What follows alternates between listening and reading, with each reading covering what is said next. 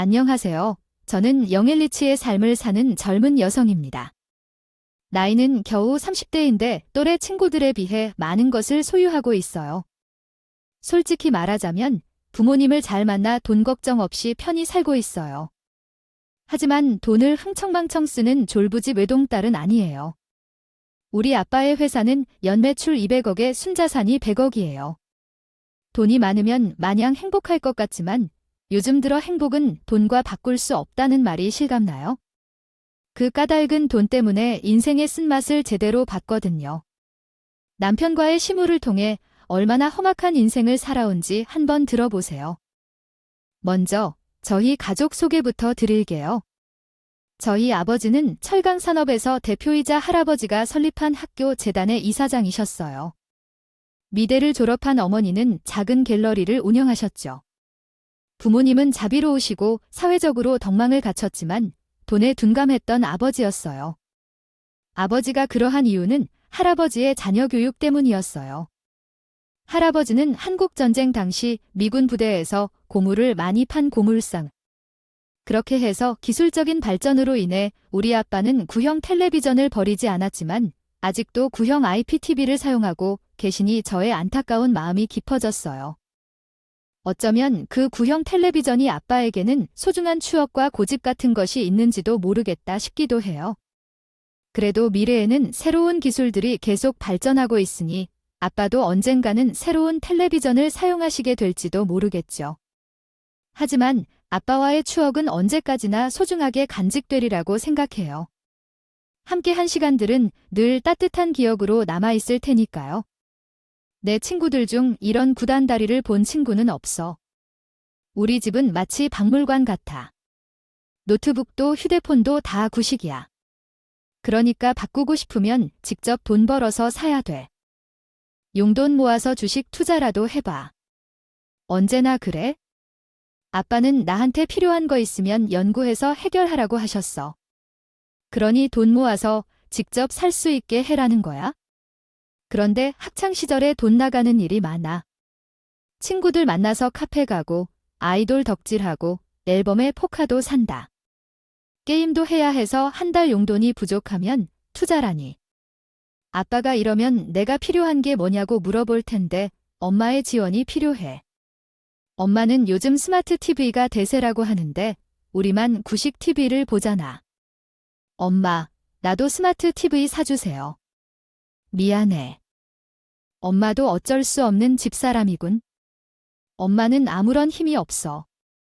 미안해. 소용없는 거야. 세상이 이렇게 나도 안 변할 거야. 아빠는 작년까지도 구형 폴더폰을 썼었단 말이지. 아빠도 유재석보다 더 심하게 구형 폴더폰 쓰다가 폰이 켜지지 않아서 마침내 새로운 스마트폰으로 바꾸셨어. 당신은 그림자 같은 사람이네. 아, 정말 너무 싫어. 오래된 텔레비전들이 왜 죽지 않고 살아있는 거야? 제발 사라져 줬으면 좋겠어. 엄마도 그런 것들을 혹사시키려고 해봤지만 잘 안 된단다. 아빠는 왜 그런 단단하고 성능이 좋은 것들을 살까? 아이들이 얼마나 써도 죽지를 않아. 정말 억지일세. 아빠는 제품 수명이 다 되면 최신이자 최고급 제품을 사서 오래도록 사용하셨어. 세상에는 빠르게 새로운 기술을 받아들이는 이른바 얼리어답터도 있지만 우리 아빠처럼 그러한 추세와는 거리 두고 사는 사람도 있다. 아빠는 돈 털어주는 일은 하지 않는다. 돈의 가치를 잘 알고 아끼라고 하셨지. 100원이 1000원이 되고 1000원이 만원이 되는 거래. 슈퍼에서 100원짜리를 가져오는 그런 사람이야. 어쨌든 가족이 외출할 때 사용하지 않는 전기 코드를 빼내거나 전기 스탠드를 쓸데없이 끄는 정도도 그랬지. 심지어 홍차 티백도 여러 번 재사용하셨어. 세 번째, 우리가 맛있어 라고 말하셨지. 아버지는 검소한 척하지 않고 궁전을 가진다고 말씀하십니다. 하지만 아버지가 진짜로 궁전을 가지고 있었던 것은 아니에요.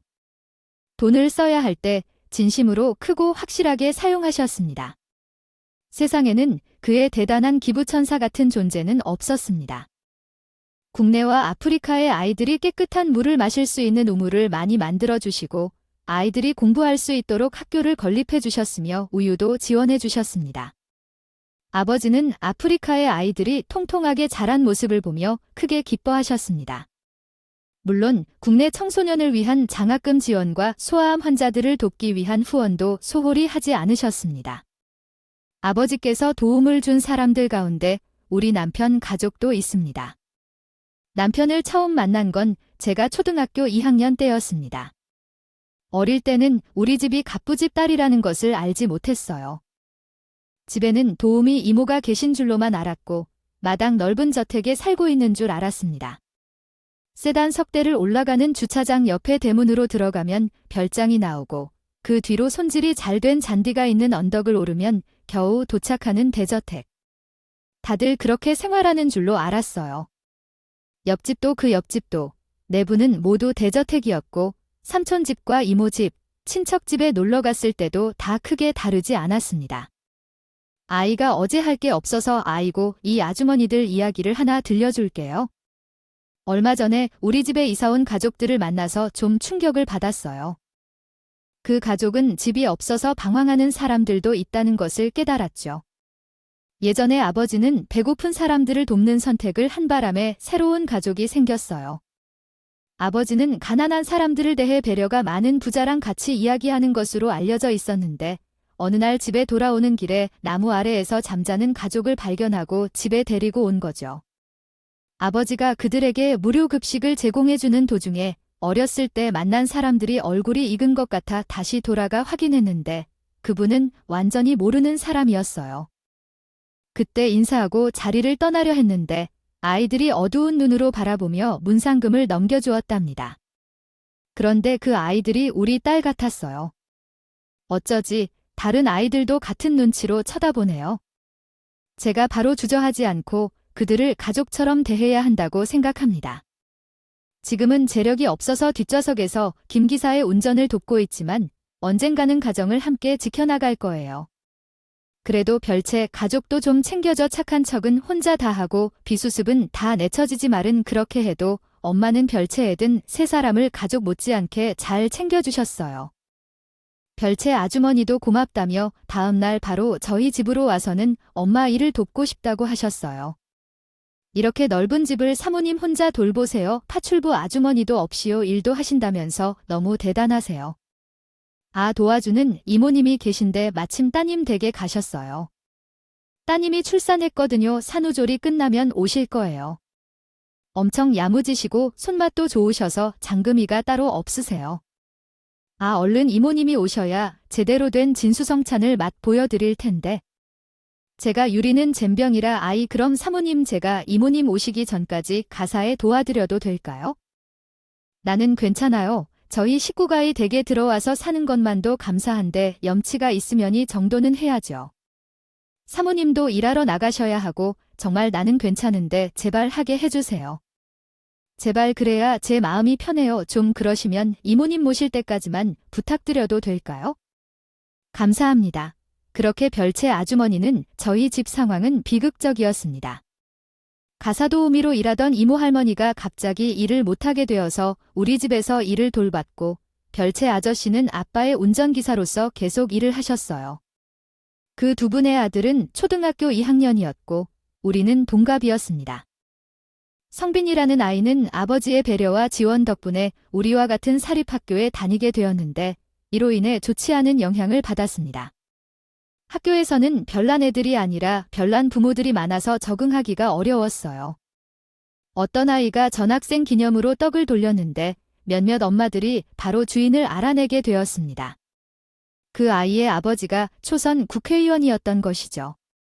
결국 그 아이는 왕따를 당했고 이 모든 일로 우리 동네의 수준은 더욱 낮아지게 되었습니다. 이런 상황에서 우리는 명문가의 품에 들어가 본래의 존재감을 되찾아야겠다고 생각했습니다. 그들은 지배했어요. 그들만의 리그에 외국인이 끼어드는 것을 엄청 경계했던 엄청난 분위기였어요. 이러한 환경에서 전혀 힘이 없고 돈이 없는 빈털터리인 성빈이가 들어왔으니 골빈 가족과 끔찍한 아이들의 반응은 어떤 것일지 상상할 수 있겠죠. 아, 문성빈. 저리 가. 냄새가 나는 집에 딸려 들어가는 거지. 오지 마. 여기 왜 오냐고. 아빠는 운전사고였고 엄마는 파출부였어요. 만약 그렇게 하면 옥상에서 내려 뛰겠어. 죽어, 새끼야. 알겠어요. 결국 성빈이는 방해받으면서 급식도 산처럼 쌓여 먹고 어디서 무엇을 먹어야 할지 모르겠다며 고생했어요.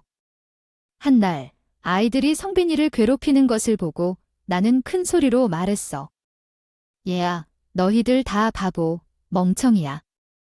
선생님이 친구를 괴롭히면 나쁜 사람이라고 했잖아. 응, 아니야. 우리는 친구 아닌데.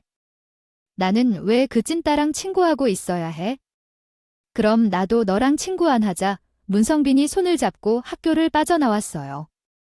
운동장에 가서 성빈이가 억울하고 슬펐던 마음을 전했더니 그들은 멈추었어요. 그래서 어떻게 해야 하죠? 맞아, 그냥 내버려 두자. 왜 그랬는지 모르겠어? 왜 한 말도 안 하고 가만히 있는 걸로 알고 있겠어? 다 맞는 말만 하는데 뭘로 맞는 말이야? 내가 냄새도 안 나고 찐따도 아닌데 왜 그런 거야? 성빈이를 무시하지 않고 잘해준 유일한 친구였어. 성빈이도 나한테 좋은 친구였는데 특히 버스를 탈 때는 든든했어. 성빈이는 가끔씩 버스를 타고 돌아다녔는데 그게 너무 부러워서 나도 따라갔었어. 그러다가 이상하게 버스 타는 게 무서워서 성빈이 가방을 붙잡고 다녔어. 성빈이를 따라 오물박 세상을 구경하면서 우린 둘도 없는 친구가 돼갔어. 중고등학교 때는 도서관 가는 핑계로 둘이 PC방도 가고 노래방도 가고 맛집도 다녔어. 내 컴퓨터가 고장나면 고쳐주기도 했어. 우리는 바늘과 실처럼 붙어 다녔어. 친구들이 성빈이를 보디가드 같거나 수행비서 같이 놀렸는데 난 오히려 그것이 좋았어. 그런 놀림으로 순전이는 내게 용감한 기사로 느껴져서 설렜어. 그러던 중에 성빈이는 용감하게 위험을 감수하고 행동해서 그의 용기에 감동을 받았어요. 이야기 끝나면 성빈이를 칭찬해 주었고 함께 지하실에서 시간을 보내며 즐거운 추억을 만들었습니다. 또한 이날의 경험으로 우리는 더 가까워지고 미래에도 서로를 지킬 수 있게 된 것 같아 기뻤어요. 성빈이는 창문을 닫고 사다리로 내려왔어요. 발이 땅에 닿자마자 갑자기 고개를 돌렸어요. 그리고 윽하고 놀래킨 거예요. 제가 놀라서 소리를 질렀는데 성빈이가 갑자기 다가오더라고요. 왜 이러는 거예요? 라며 뒷걸음질을 쳤어요. 막연한 병에 등을 기대고 성빈이는 더 가까이 오더라고요. 드라마에서는 이렇게 하다가 키스를 한단다. 어떻게 해야 하지? 제가 이게 바로 키스 장면인 것 같아서 눈을 감았어요. 그래서 입술을 내밀었어요. 그런데 입술이 왜 이리 허전하죠? 완전 뻘쭘해. 잠시 후 성빈이가 재밌게 볼에 키스를 하고 멀어졌어요. 놀라서 한쪽 눈을 살짝 열었는데 성빈이는 씩 웃었어요.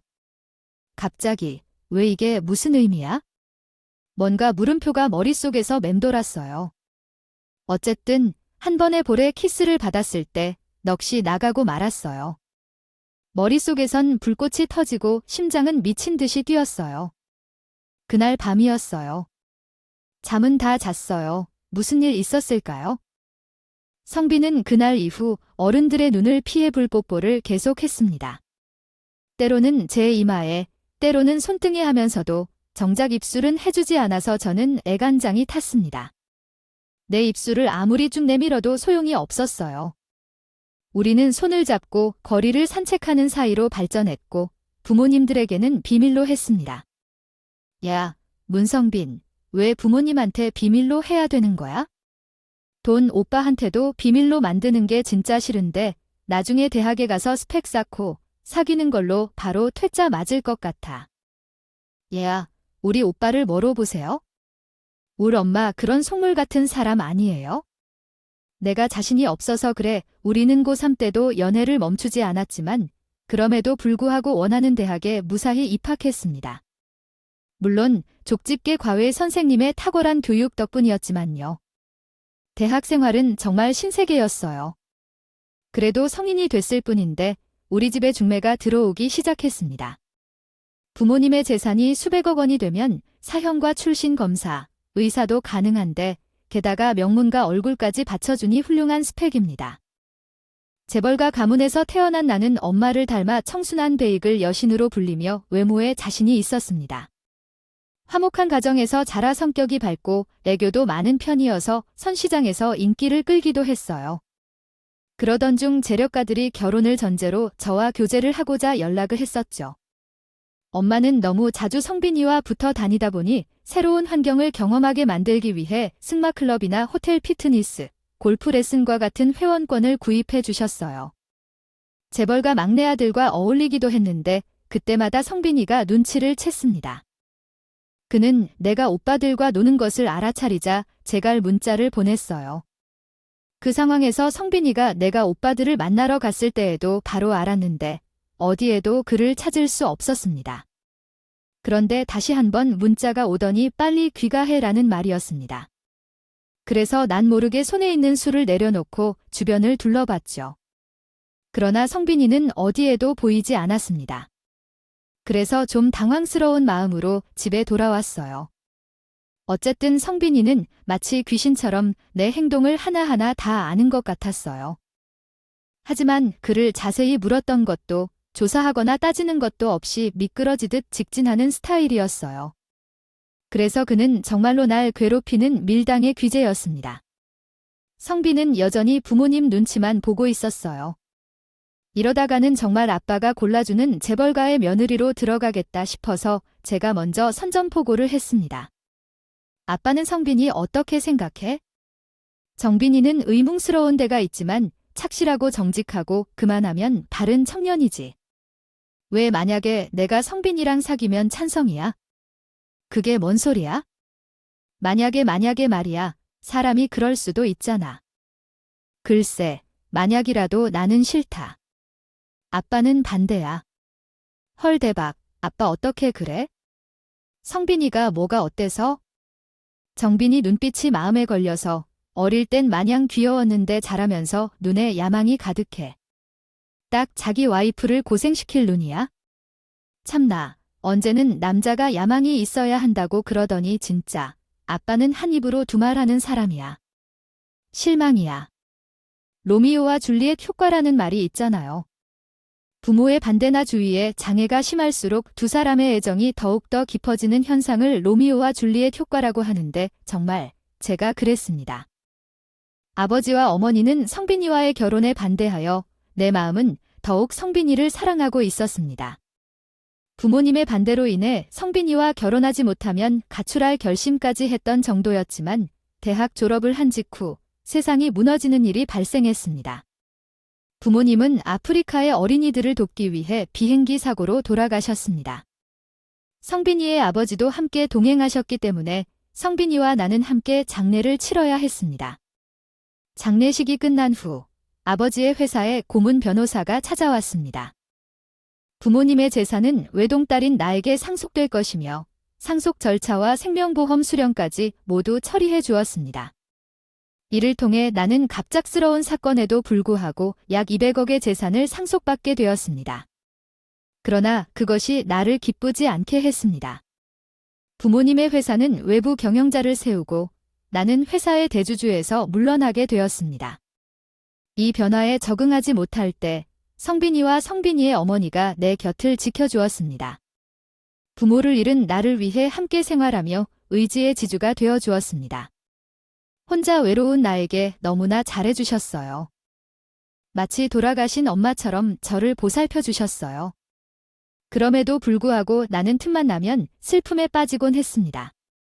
구닥다리 TV나 노트북, 휴대폰까지 제 눈물이 나오는 버튼이었죠. 아버지가 구닥다리 가전제품보다 먼저 떠나실 줄은 몰랐어요. TV를 보다 울며 냉장고 문을 열다 울게 됐습니다. 이것들도 아직 살아있는데 우리 아버지는 어디 있나요? 울고 있으면 성빈이 엄마가 꼭 안아주시곤 했습니다. 그래, 그렇지요. 부모님의 흔적이 너무 많아요. 엄마, 아빠가 너무 보고 싶어요. 그래, 그렇지요. 나도 남편이 보고 싶은데 어쩌면 되나요? 하지만 이렇게 울고만 있으면 부모님도 편히 떠날 수 없단다. 그리고 이때는 환경을 바꿔보는 것도 좋아요. 우리 다른 곳으로 이사 갈까요? 전망이 좋은 신형 아파트로 말이에요. 솔직한 성현이의 제의였지만 나는 아직 부모님을 놓아줄 준비가 안 돼 있었죠. 아니요, 아줌마. 나는 이 집이 좋아요. 아빠, 엄마의 흔적이 남아있어 더 좋아요. 평생 여기를 떠나지 않을 거예요. 그렇게 말씀드린 적도 있었습니다. 그러던 중 아빠의 짠돌이 성향이 점점 나타나기 시작했어요. 성빈이가 기분 전환으로 풀빌라 호텔로 여행을 가자고 하면 겨우 화를 참았지만 그렇게까지 갈 필요는 없다고 생각해요.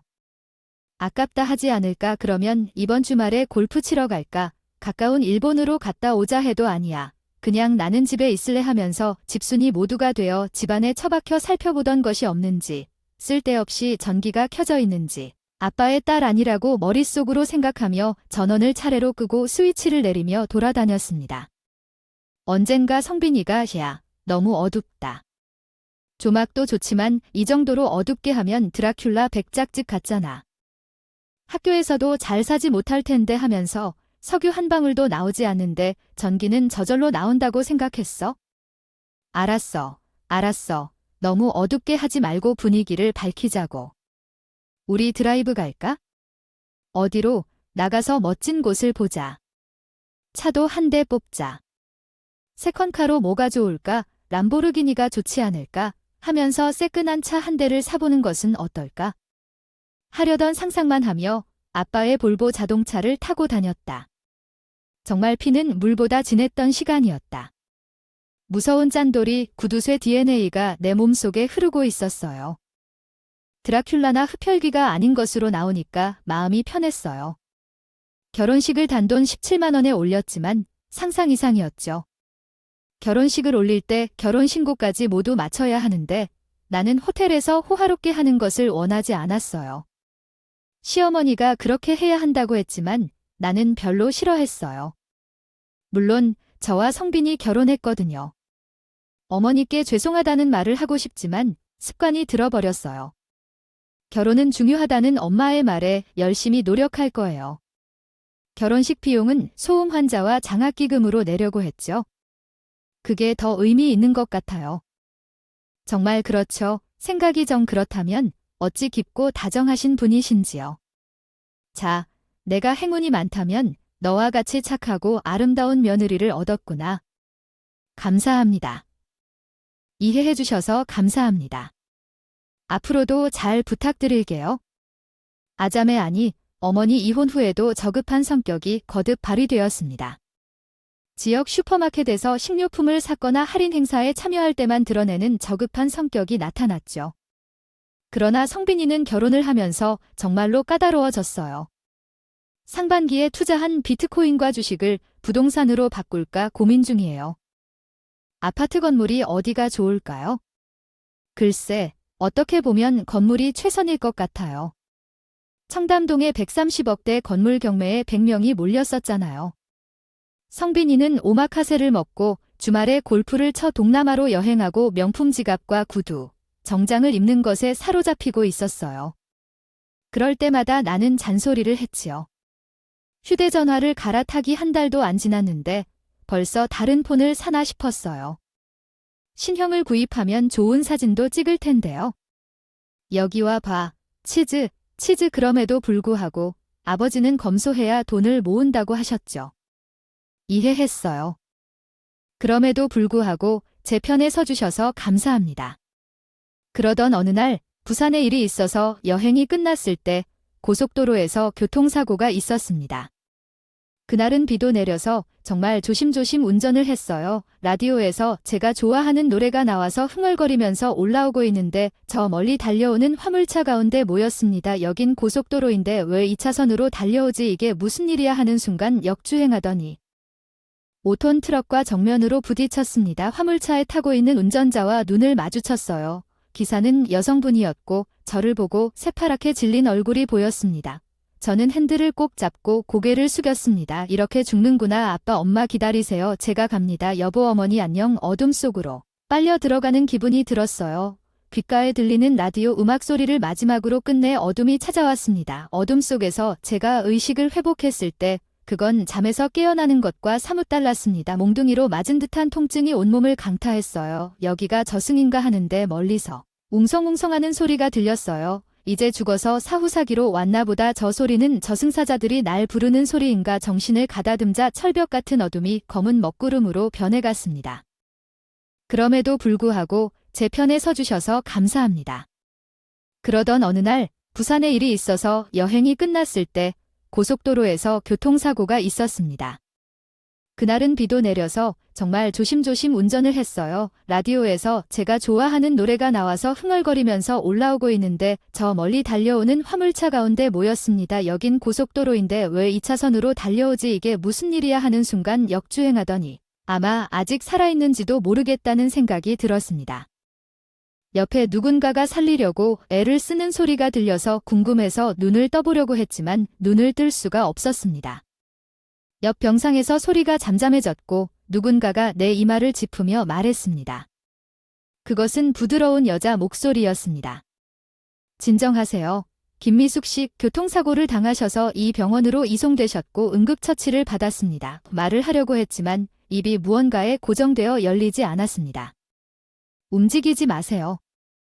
얼굴에 찰과상이 심해서 소독하고 거즈로 압박 지혈 중이에요. 출혈이 멈추면 소독제를 바르고 다시 붕대를 감을 테니 안심하시고 쉬세요. 찰과상만 있고 걱정하지 마세요. 김미숙 씨 가족들은 경찰이 연락했을 거예요. 아마 지금쯤 도착할지도 몰라요. 아니, 왜 자꾸 김미숙 씨라고 하는지 모르겠어요. 제 이름은 고다운이라고 하고 싶은데 입을 벌리거나 말할 수가 없었습니다. 입에 거즈를 대고 반창고를 붙인 것 같았습니다. 그래서 버둥거리는 것에 손이 큰 손으로 묶였습니다. 간호사들이 응급 상황을 처리하기 위해 손을 묶었습니다. 김미숙님은 능력이 뛰어나 기가 막히게 민감한 능력을 발휘했습니다. 사태를 예측하고 환자를 케어했습니다. 치료를 위해 환자의 상태를 잘 파악하고 있습니다. 중요한 상황일 때 음식 주문 중 갈팡질팡합니다. 최종적으로는 함께 먹어야 한다고 결정했습니다. 야식 메뉴의 마스터였던 박 선생님은 결정장애를 겪으면서도 최종적으로 핫도그를 선택했습니다. 그의 선택에 대해 씁쓸한 감정을 갖고 있던 남편이 박 선생님 곁으로 다가오면서 자동문이 열리는 소리가 들려왔습니다. 어디 있습니까? 남편의 목소리가 들리자 저는 소리쳤지만 입에 붙인 거즈로 인해 말이 나오지 않았습니다. 남편이 진단을 내릴 정도로 심각한 부상을 당한 박 선생님은 수술 동의서에 사인을 해야 한다고 말했습니다. 시어머니는 놀랐고 박 선생님은 죄송한 마음으로 상황을 설명했습니다. 결국 박 선생님은 응급처치를 받았지만 상태가 심각하여 수술이 필요했습니다. 저는 선생님의 이야기에 감사를 표하며 이어진 시어머니의 슬픔을 품은 목소리 또한 가족에 대한 생각을 이어가며 비록 결혼을 통해 형성된 가족이지만 어려울 때 기대할 수 있는 건 내 사람들 뿐인 것 같다는 생각에 빠져들었습니다. 앞으로 더 잘해야겠다는 다짐을 하던 중 어머니께서 저기요, 제 옆에 있는 병상이요 라며 손님들에게 알리려고 몸을 비틀었습니다. 그때 한 남자 간호사가 달려와 김미숙님, 진정하세요. 안정을 취하셔야 해요. 진정제를 드릴게요 하며 주사를 놓았습니다. 그런데 이게 아니라고 저는 풀 죽었는데 시간이 지나면서 키득키득하는 소리가 들려왔고 이어서 복화술을 하듯한 시어머니의 목소리가 야, 힙골이 너무 어울리지 마라라고 났습니다. 그리고 갑자기 심장을 찌르는 듯한 남편의 들뜬 목소리 엄마, 이제 200억은 우리 것이야. 대추도 봐. 얘 지금 마누라가 죽었는데 그렇게 좋아. 죽으면 어떡해. 이제 겨우 우리 돈이 됐는데 다 쓰고 사라지고 지긋지긋한 소리를 듣지 않아서 마음이 시원했어요. 즐겁지 않게 행복할 수 없어서 머리칼이 소름 끼쳐요.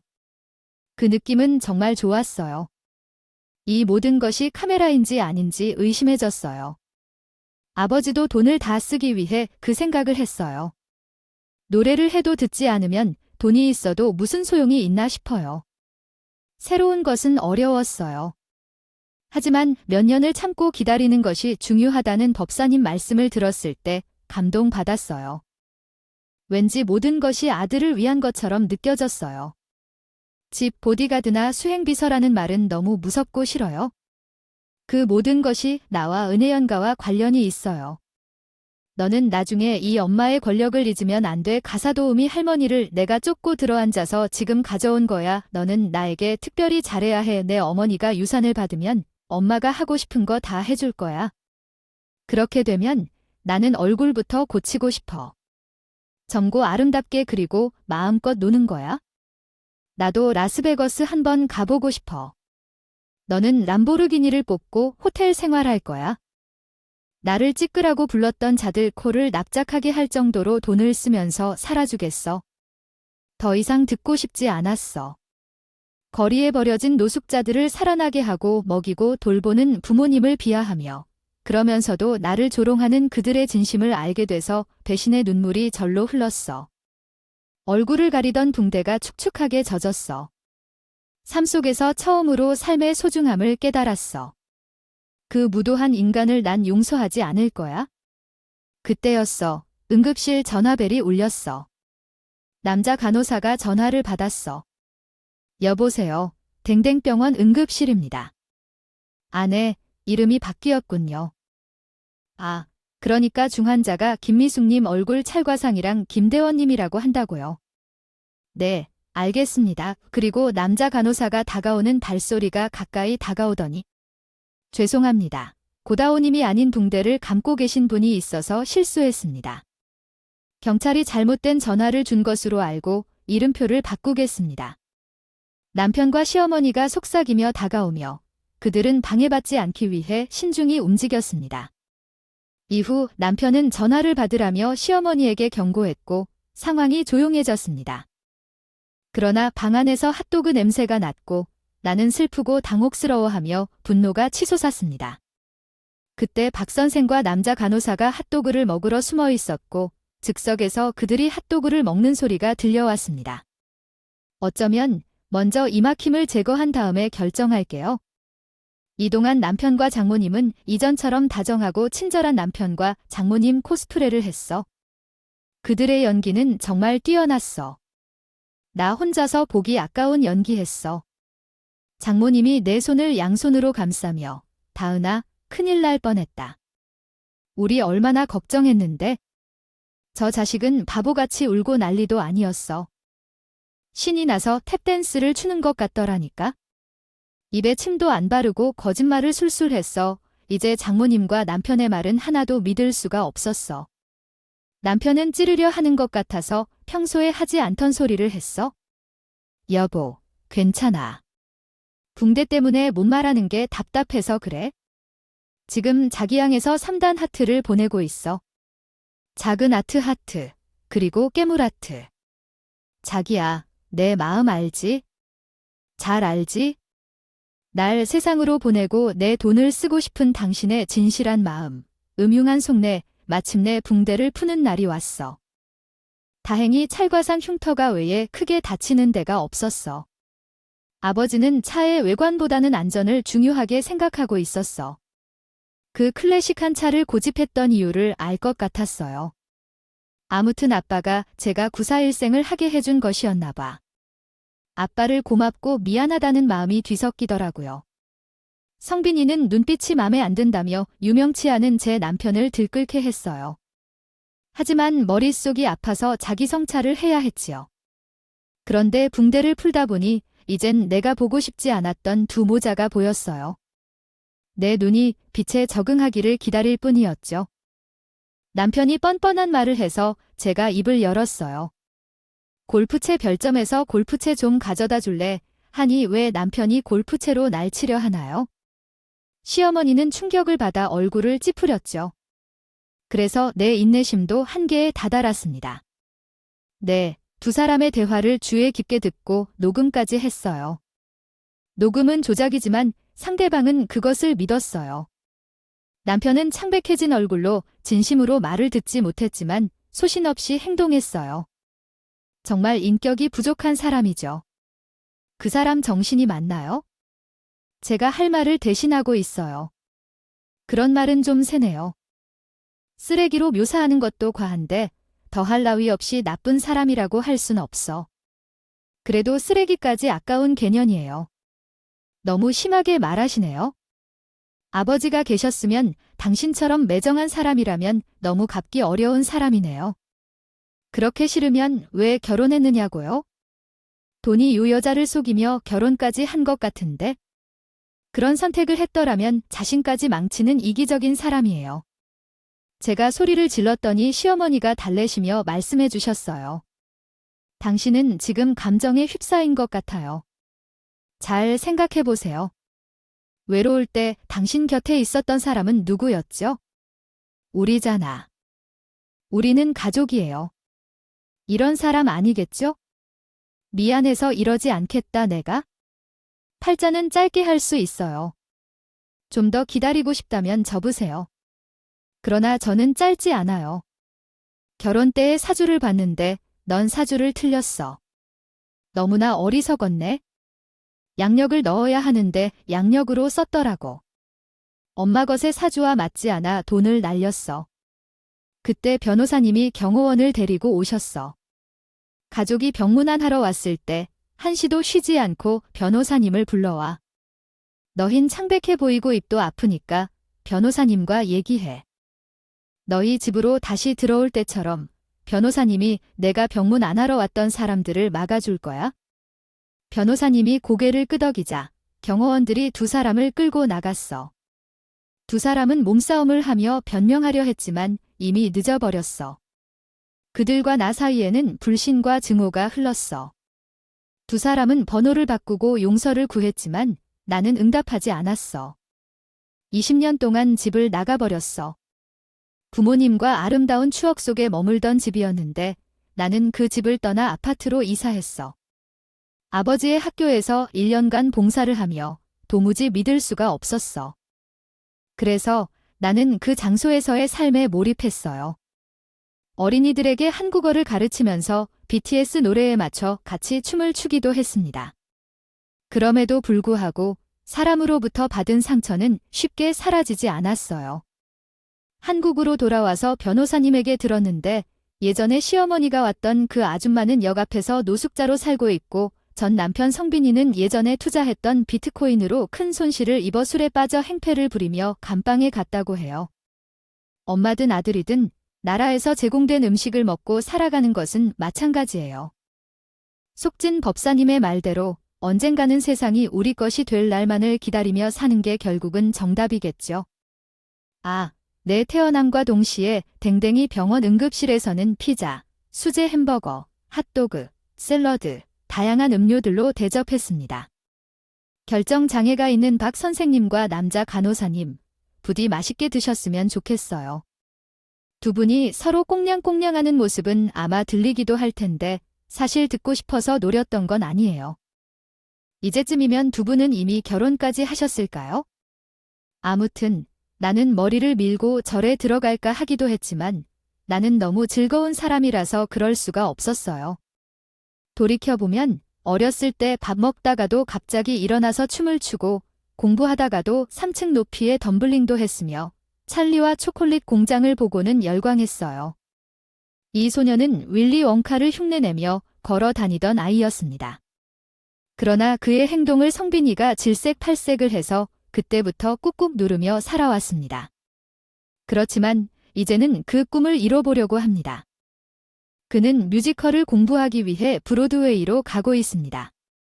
자신의 못다한 꿈을 펼치고자 합니다.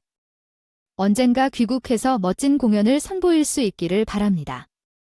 이렇게 저의 이야기를 들어주셔서 감사합니다. 안녕히 계세요.